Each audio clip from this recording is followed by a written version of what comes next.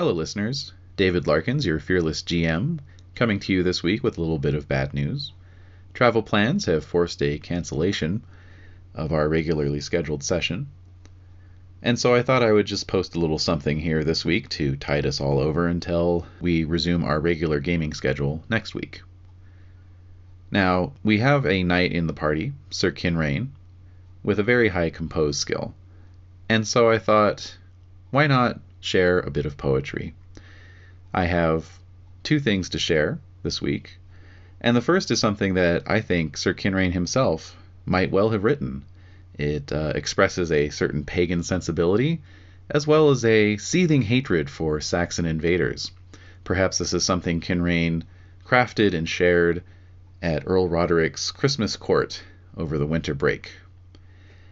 In reality, it is called The Melody of Mona, by that most prolific of authors, Anonymous, taken from a story titled The Enchanted Shield, originally published in Stories of Chivalry and Romance in 1827.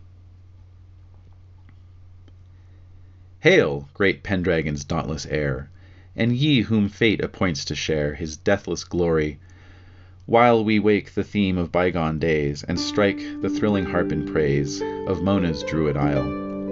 Oh, check your fancy's wild career, dark island, thou must still be dear to mountain Wallia's minstrel band, though warriors throng thy hallowed strand, and oft with spear and polished brand each sacred haunt defile. When Rome's infuriate legions came, and gave thy forest to the flame, and shrine and altar broke, sublime thy druid armies rose, nor quailed before their island's foes, nor bowed beneath their yoke.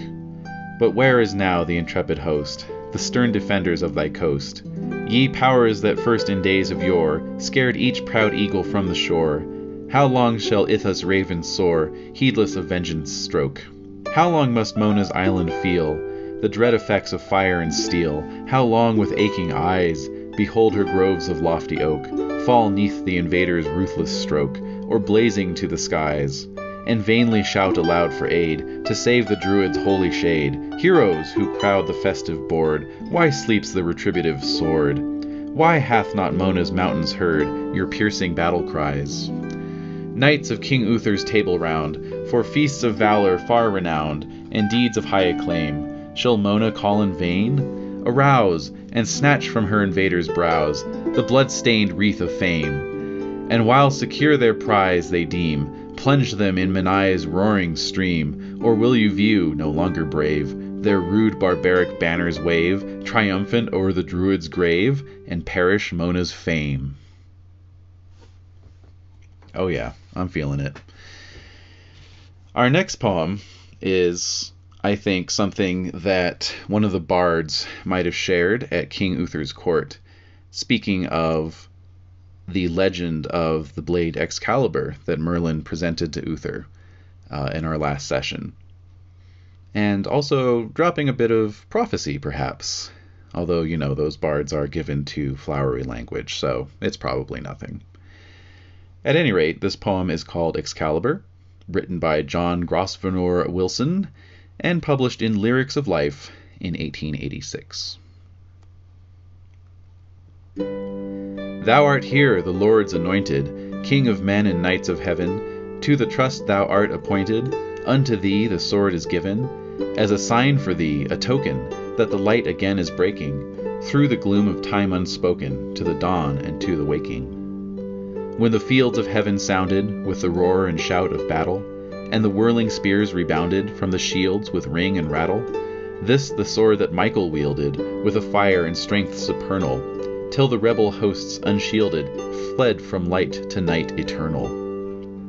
Strong as Michael shalt thou fight them, they that bow before the idols, and the blazing swords shall smite them from the horses and the bridles. Yea, the heathen, stunned with terror, shall behold the blade advancing, with the flame that burneth error from the hilt and jewels glancing. Lo, the weary world is weeping in the toil of her transgression, for the justice that is sleeping, for the wrong and the oppression, for the nights that quake and quiver, for the days that dawn in thunder, for the years that shrink and shiver at the shame and at the wonder. But the guilty shalt thou scatter, and the sword will bravely brighten, as the standards sink and shatter, and the foeman's face shall whiten, at the sound and at the glitter of the brand above him flashing, till the death shriek, shrill and bitter, drown the din of armor clashing.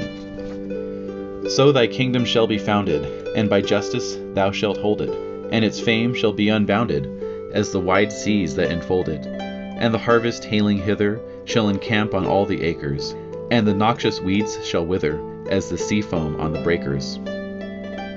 Till the right grown wrong with surfeit shall uprise and challenge proudly, then the peace shall all be forfeit, and the trumpet call sound loudly. Then the sword shall rouse the thunder, and the echoes will awaken, all along the sea and under, where the mermaid rides the kraken. For the cycle will be ended, and shall come the desolation, and the close shall be attended with a noise of devastation. And the ruin will be utter, for the foe shall overmaster, and the royal flag shall flutter to defeat and to disaster. When from out the nether regions with a mighty thunder rattle ride the clanging, shouting legions of the storm and of the battle, then the solemn doom shall follow, and the king shall bow before it, when the great sword striketh hollow, to the great giver then restore it. And on that happy note, we will close out this week's special episode, and join us next week as we return to our regular gaming schedule. Until then,